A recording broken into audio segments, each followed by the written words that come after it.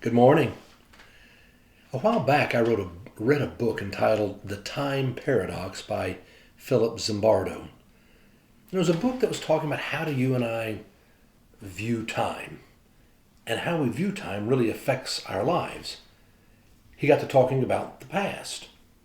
How you and I view the past will affect the way that we live today, and our own sense of joy, peace, meaning. I want to read you what he had to say.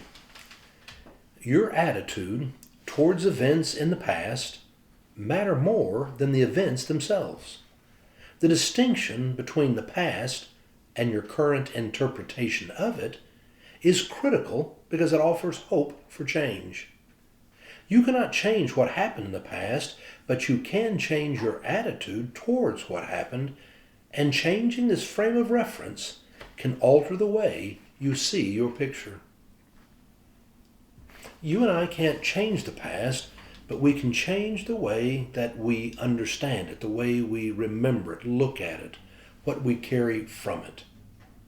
It made me think about the story of the prodigal son, the young man who came to his father and said, "Give me my share of the inheritance."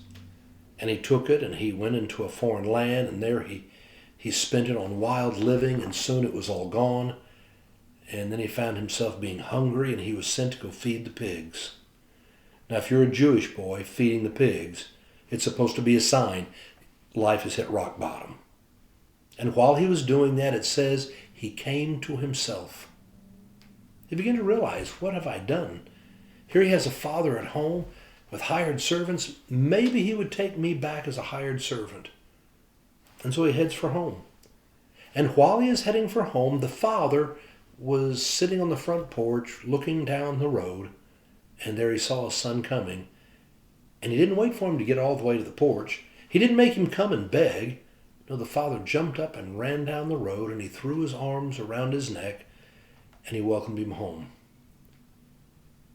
Now, the son could never go back and change what he had done. He couldn't go back and do it differently, but he can now look at it differently.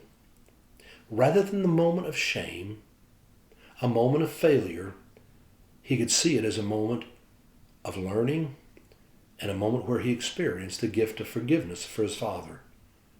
A father who said, "Welcome home. You are still my son." It is the gift of God's grace that our past does not have to control our lives. That our past, that where we have made mistakes, does not become the moment that defines who we are. And it's when you and I live in the gift of God's grace, you can look at the past and you can reframe the way you look at it and see it as a time of learning, a time of forgiveness, and know that today you get to go on anew. I hope you have a great day.